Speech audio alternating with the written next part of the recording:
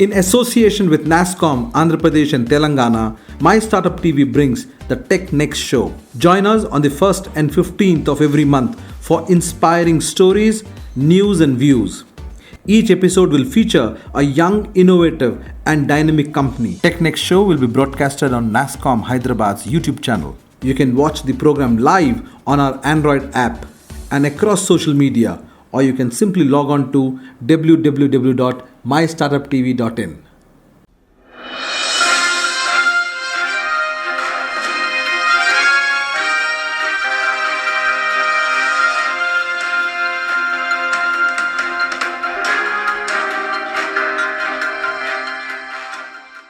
Welcome viewers to My Startup TV. I am your host Aishwarya. NASCOM AP and Telangana in association with My Startup TV brings you the special show that showcases inspiring stories, news and views. The show is broadcasted on the 1st and 15th of every month. The program is broadcasted live on My Startup TV's Android app available on Google Play Store. Top headlines for today are: NASCOM presents NASTech 2021. NASCOM Annual Technology Conference for helping businesses. NASCOM report on crypto industry in India. Now the news in detail are: NASCOM is going to organize NASTech 2021 from October 27th to 29th. It will be based on resilience to resurgence, building the narrative.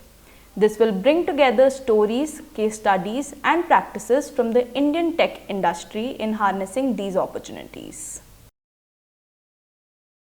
NASCOM Annual Technology Conference 2021 was held from 22nd to 24th September to highlight updates on the technology trends that are impacting businesses. It was a guide on thriving and managing high growth while ensuring seamless delivery, process optimization, efficiencies and customer experience enhancement without compromising security, trust and ethics.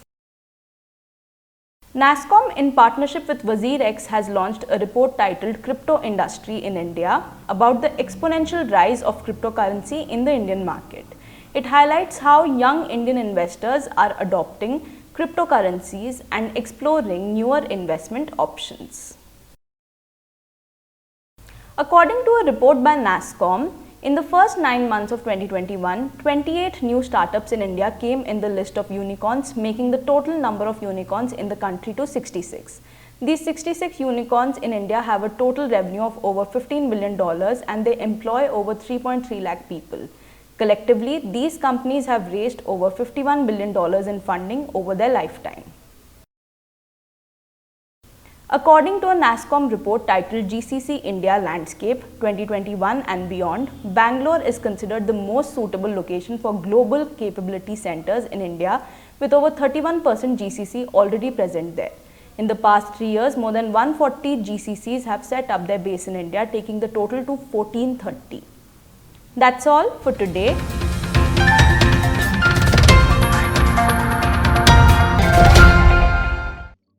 Coming up next, we have a thought leader show.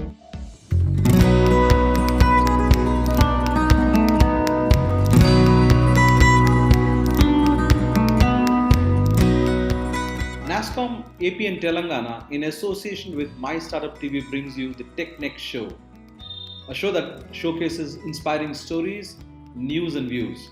This show is broadcasted on the 1st and 15th of every month. Today on our Tech Next show, we have Mr. Praveen Mokapati. He is the Deputy Director at NASCOM. He is working towards developing the AI ecosystem for Telangana state in collaboration with the government of Telangana, industries, startups, academia and other subject matter experts. Welcome to the show, Mr. Praveen. Thank you for having me. So you're part of the Center for Excellence at NASCOM. So tell us about the center. What does it do? All right. Maybe let's take a few steps back in terms of talking about its genesis. So last year, the Honorable Minister KTR for the state of Telangana, he announced the 2020 year as the year of artificial intelligence. That sort of set the tone in terms of what the state wanted to do. in order to develop the whole idea of AI and how it can potentially add value to the society. There were also a slew of initiatives that got launched in the process, one of which was this partnership with NASCOM. But prior to that, I also would like to highlight this fact that the state also published an AI framework.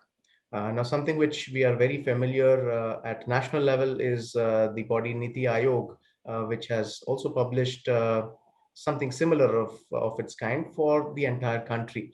But for a state to publish it was one of its kind. And in fact, it's the first state in India that has actually published this framework.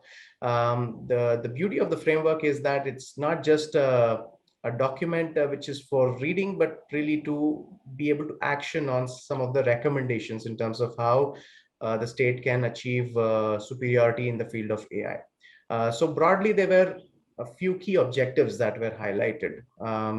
One of which is to make the state into a recognizable force in terms of artificial intelligence. Can we make this a global AI hub by 2025? That's a lofty goal, and that's one of the key objectives. And also in the process, can the state command a significant proportion of AI exports in the process, right? So those were the objectives. Now, to really operationalize the strategy, this framework, the local government, the state government of Telangana, asked NASCOM to come on board and see if we can operationalize that, and we said we would, and that led into the formation of the Center of Excellence, which is also called as the Telangana AI Mission.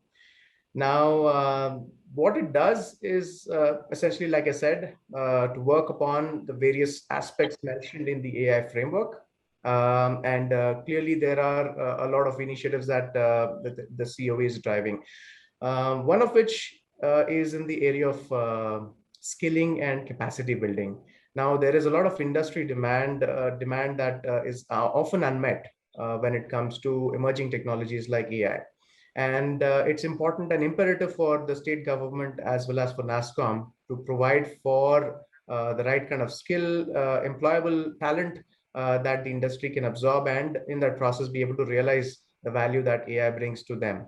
And for that, we have a vision of training several thousands of professionals and young learners in foundational aspects of artificial intelligence and many others in order to drive that part of the objective.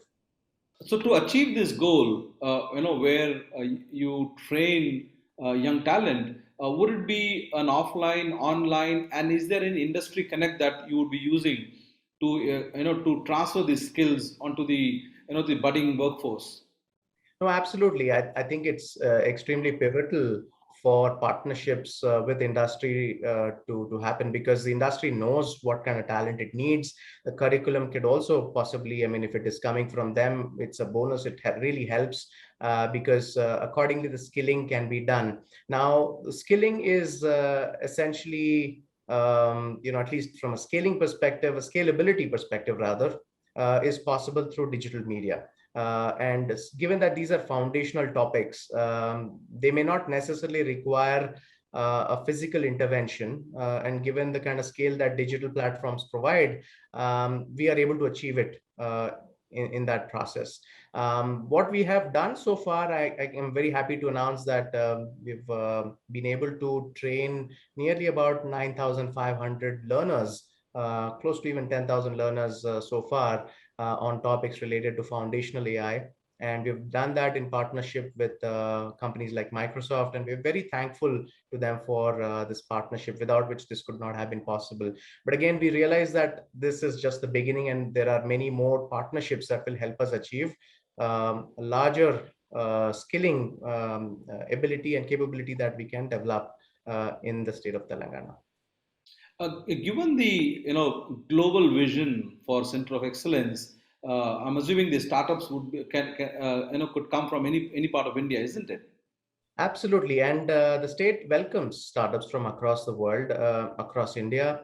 And essentially, what we are looking for are startups that believe that the state has a favorable environment. We'd like to believe that there is that environment for AI startups, and hence that perhaps can sort of instigate them to either relocate their offices, their HQ to Telangana, to Hyderabad, perhaps, or one of the other cities, or start a new office, but have a significant proportion of their operations in the state. And the state is quite committed towards enabling such aspirations for non-Telangana startups. And what kind of specific support or assistance that startups and young talent would get through COE and state of Telangana?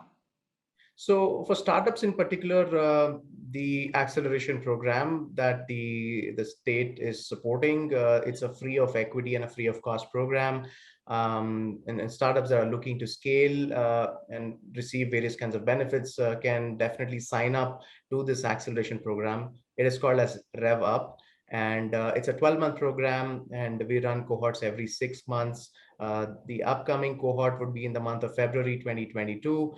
But essentially, what the program aims to offer to startups is an opportunity for them to receive benefits such as getting access to investors, access to market, which is essentially customers, especially in the stage where they are currently at.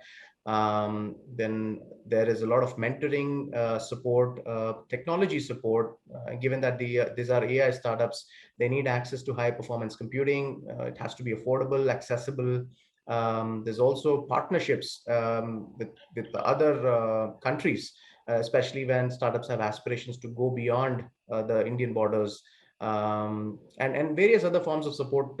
I can also think about protecting IP, patent filing. Oftentimes, startups are found wanting in terms of how to go about that process. And it's important that they are handheld, supported in terms of that aspect as well. So that is a program that I would recommend for startups. There's ample support that the state is providing through this program, that NASSCOM is supporting as well. And that is really where there's that support. Now, when it comes to young learners, there are skilling programs, and from a Telangana AI mission perspective, it is the partnership with the agency or the unit called as Task, the Telangana Academy for Skilling and Knowledge, and they are our go-to partners in terms of deploying programs at scale within the state. And there are a few programs that will be launched in the coming future, wherein learners will have the opportunity to upskill and increase their employability quotient of sorts. Yeah. Thank you, Mr. Praveen. Thanks for joining, and we look forward to hosting you on some of our panel talks. Thank you. Yeah, appreciate it. Thanks for having me, Major Shetty.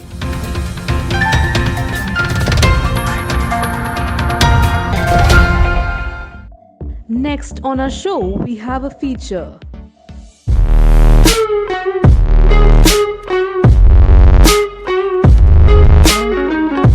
Presently, India ranks 59th on the Digital Quality of Life rating amongst 110 nations. For all those who have heard about the Digital Quality of Life rating for the first time, it is carried out by a British company called Surfshack.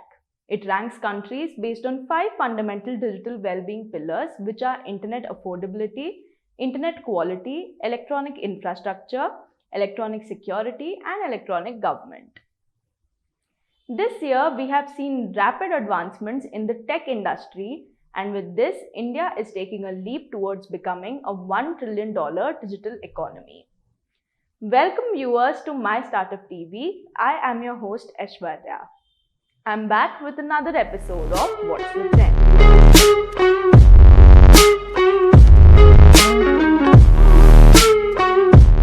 When it comes to technology in India, the premier trade body is NASSCOM. As rightly claimed by them, they are the Chamber of Commerce of the tech industry. It is guided by India's vision to become a leading digital economy globally. In this episode of the Tech Next Show, tech leaders from NASSCOM Andhra Pradesh and Telangana will be sharing their thoughts about the new age of technology and its contribution to the economy. Emerging technologies that will help India become a $1 trillion economy will include AI, ML, data science, and blockchain technology.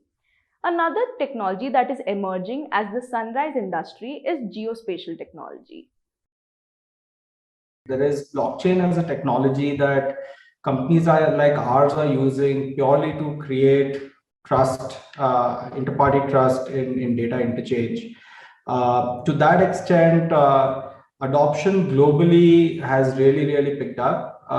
Adoption in India is starting to pick up. So those sectors which were early adopters, let's say education sector, enterprise, across the globe, we are now seeing, I would say, robust interest, if you like, early stage interest in within India, and I still think it's a little early. I think really the breaking point will sometime come in 2022. I think it's been slow because of the pandemic, but there is when we look at our pipeline of potential deals, there is robust interest now starting to emerge from Indian enterprise.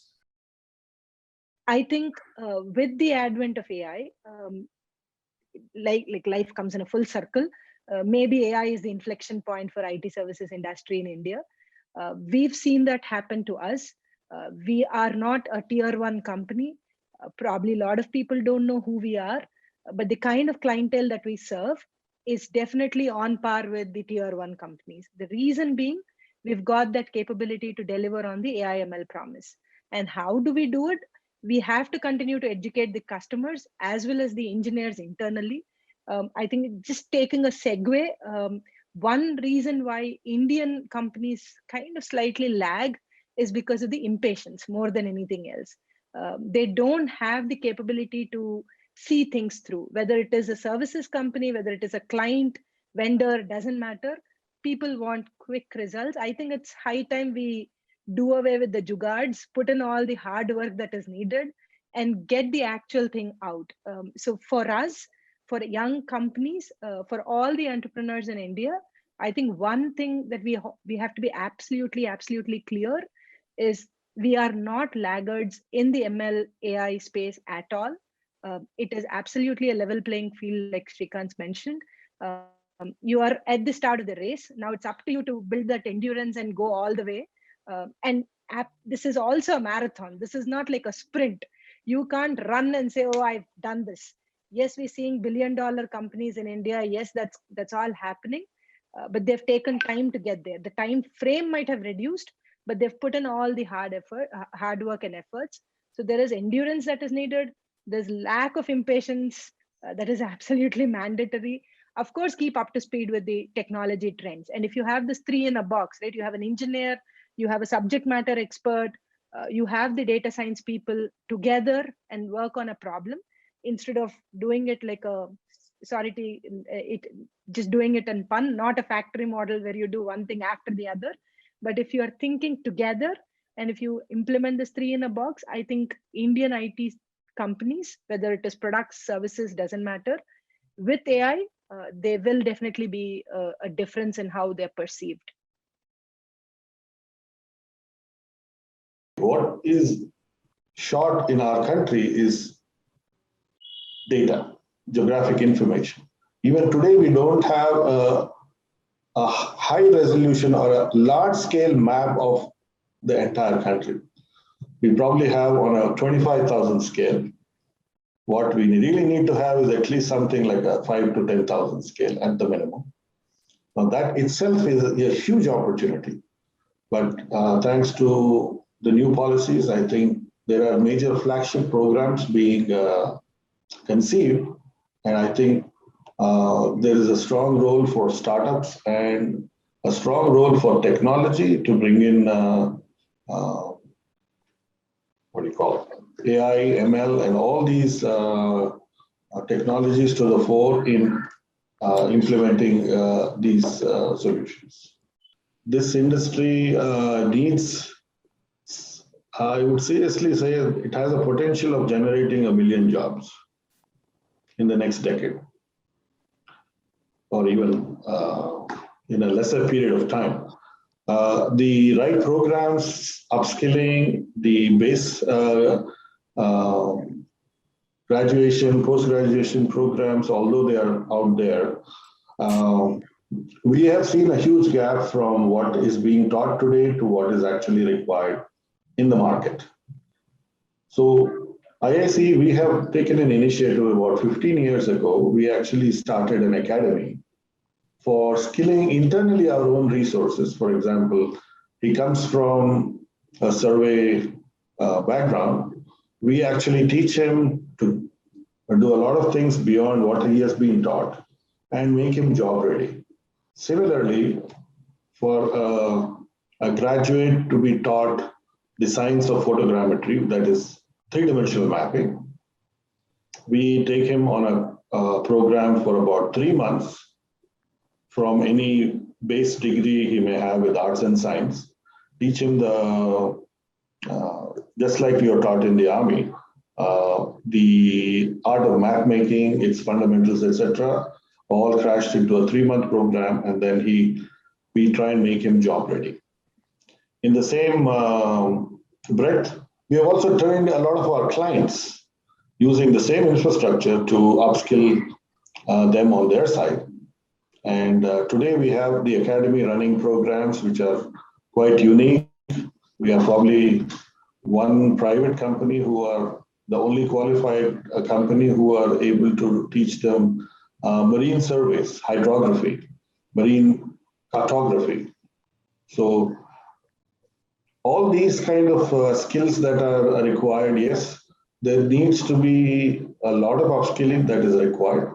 But there is, I think, an equal spread of available institutions and new academic programs that are being set up by several institutions who have, thought GIS as a huge opportunity, and it's happening as we speak. Even though technology originated in the US, but now India has become the IT hub for companies across the globe. But still, there is a lack of skilled human resources to tap into the opportunities being created by these new age technologies. Since the IT sector plays a key role in the economic growth of India, we have to skill the youth in these emerging technologies. Also, startups and young companies should open all doors towards adopting these modern technologies, which will play a vital role in making India a $1 trillion digital economy. That's all for today.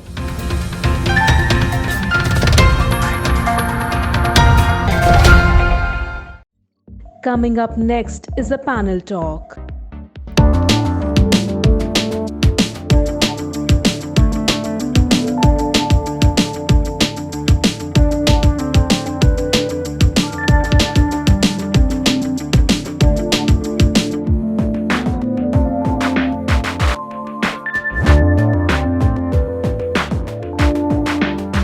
Welcome viewers to Panel Talk on our TechNext show. I'm your host Major Sunil Shetty. Our TechNext show, we are featuring founders who are using technology in unique ways and contributing towards making India a $1 trillion digital economy. Joining me today are three eminent guests from the Telangana AI mission.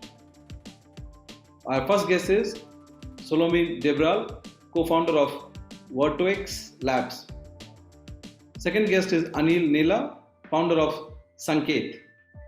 And my third guest is Sikandar Reddy, co-founder of Coral Innovation. Welcome, ladies and gentlemen. Welcome to the show. Thank you. Thank you. So let's start with brief introduction about your startups. What do you do? Solomon, let's start with you.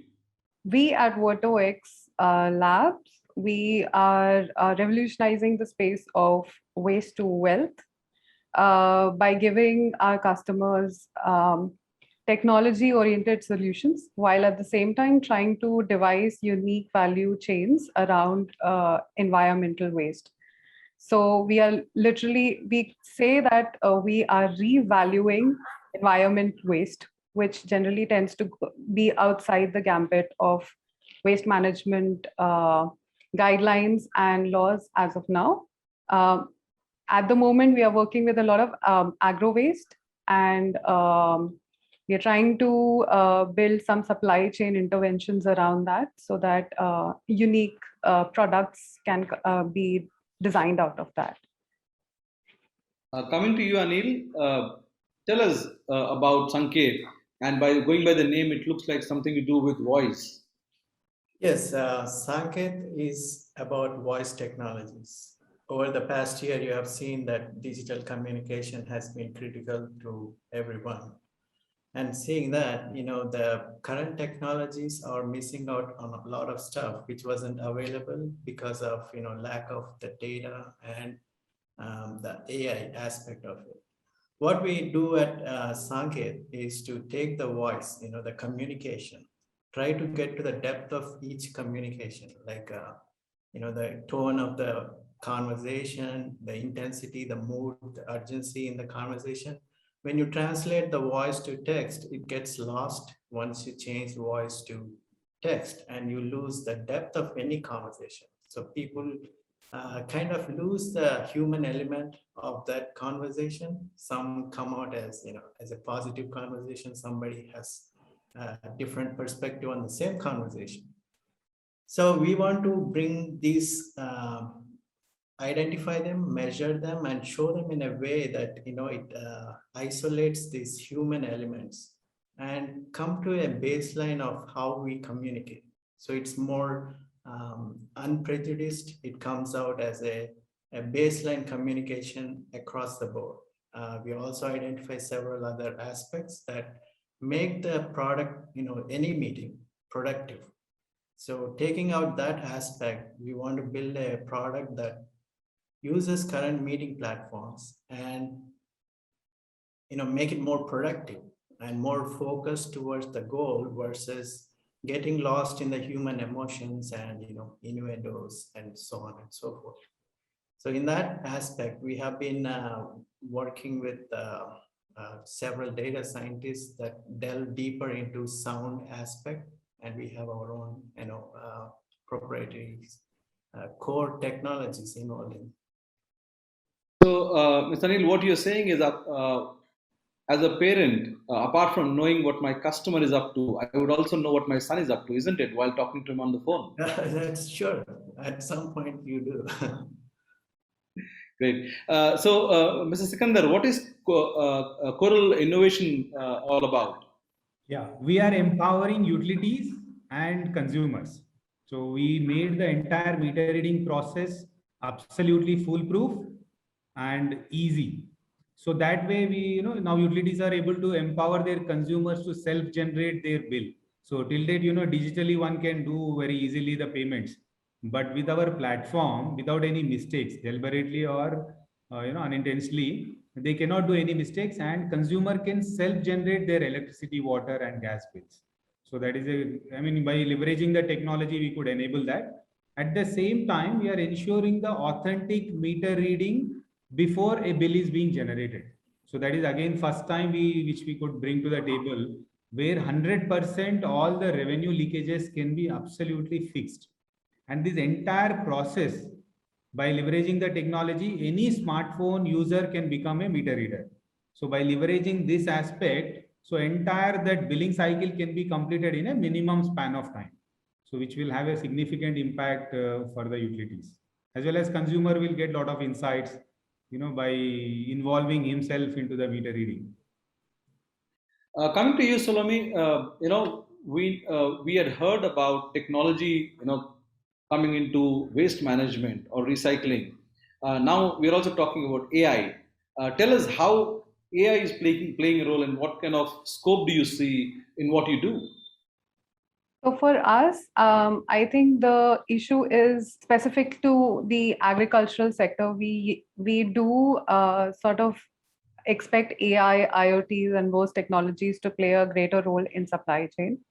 But there's another aspect where your waste is not mapped. So in terms of crop residues, what I expect is mapping of unique sets of growth patterns, crop patterns, and then mapping the kind of residues that are generated in certain areas, and then matching it to the demand, the market demand in those specific spaces. The issue right now is, as I foresee, is we do know what sort of crops are existing, but there is a dearth of information in terms of uh, lopsidedness towards the drive towards energy utilization of the crop residues. So these are channeled only into, let's say, briquettes. They're channeled into biofuels, but there are slightly carbon neutral ways of utilizing this particular value chain. So for us, I think that's the first step, the baseline to set and sort of create a mapping of Indian specific needs, match it to the kind of waste generation that is happening. Another important product that I've non-existing product at the moment is the waterways that are there in coastal areas are being subject to a lot of invasive weeds, aquatic weeds specifically. So what tends to happen is that obviously that's a very manual intensive operation. It's time intensive. What we are trying to do is we are trying to see if we can sort of extract those weeds and then create a completely new value chain around that.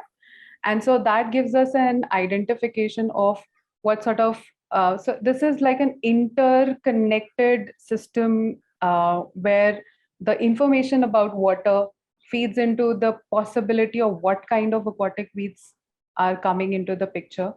And further, you can map it into what kind of value chains can be designed around it. So it is a bit complex, but what we want to do is sort of play around that water to natural resources chain, and then make a sort of supply chain out of those aquatic weeds. Right now, nobody is doing that on ground. There are small, decentralized and distributed ways of dealing with waste at very local scales. We want to take that to the next level. And then obviously, like I mentioned previously, in terms of crop residues, we want to include those and the weeds together and see how those can make unique, innovative products which could possibly get into regenerative agriculture or get into some kind of a consumer value addition. So I think it's a matter, like I said, mapping is quite important. That is what we are doing right now using AI. And our AI technology specifically to the problem of aquatic weeds is trying to match the weather patterns to the water quality, which is another sort of a data structure that is being created around the health of water resources in our country.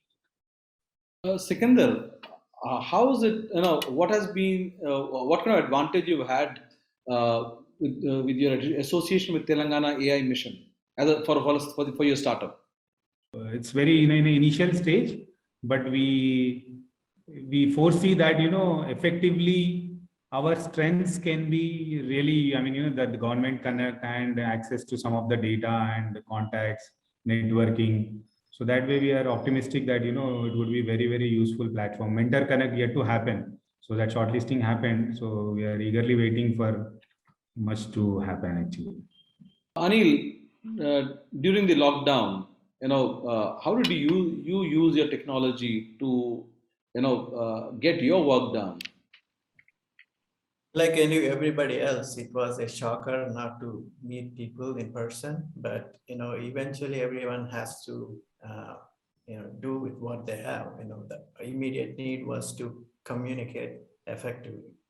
So as you have seen, like earlier days, there was a lot of miscommunications, miscoordinations, like having meetings when there was no need. It could have been email. There was a lot of confusion going around how to effectively turn our life around these Zoom meetings. Also, wasn't it a good opportunity for Sanket to analyze all the talks that were going on and come up with some case studies?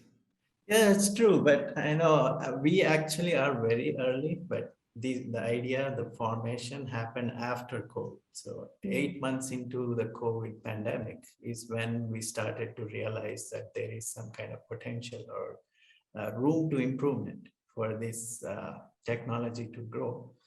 So what happens is, through the meetings, the meetings has always been ineffective in the sense that most people think meetings are useless. To come to a conclusion that now it has increased like 10 times. So the wastage of time, if you look collectively, we waste a lot of time going through the same issue, same task again and again. So there must be something that we are missing as a group that we are not able to put a finger on. So that's where the concept came through, and we had the talent, the people that were willing to work and put in the effort to come up with a technology that put a number to all these. Given a task, right? It is irrational. Like, it's very rational work, but you put in a human, it becomes irrational. The same task takes 1 hour for one person, 1 day for another. If you look at it, there must be some hint there hidden that shows that it could take more than what he's saying, right? The time aspect of it. So we want to put, identify those issues, organize them, and display them in a way through analytics, so that the project manager, whoever running the show, would actually be able to say, okay, there seems to be some kind of problem that's going to crop up in a day or two because of this. So it avoids repetitions, the pre-meeting and post-meeting tasks, like, who should I invite? Who should I invite to what should we be talking? How much time should we be talking? And after we talk, what happens to all of this transcript, right? Again, the person had to sit down and go through all that. So we wanted to come up with a tool that does it. Because of AI, we have so much data available right now that we could, have a better solution than just coming up with voice to text translation. We want to bring the depth to the entire, the meeting structure. So we don't have to waste so much time sitting around in front of the camera. Salome, isn't what is right? I mean, what is the correct one? You cannot take out human being from technology, or doesn't matter how much technology evolves, human being will behave the way they behave. I think I'll go with the latter. As much as we like to believe, I completely agree with Anil when he says that I think we are irrational to the core. And there's a certain sense of, I guess, vulnerabilities and a layer of just being messed up.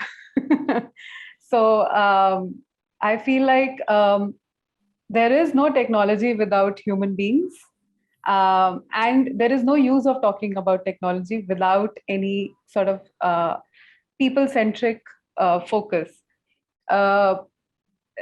It's well and good to have amazing technology that could do, crazy things. But when you put it into the hands of people, that's when you do realize what the artificial intelligence combined with the human intelligence, what sort of a mishmash does that create? So I think I'll rest my case right there. Thank you, lady. Thank you, gentlemen. Thank you for joining us, and we hope to see you again on our Founder Talk show. We're looking forward to hosting you on that show. Thank you very much.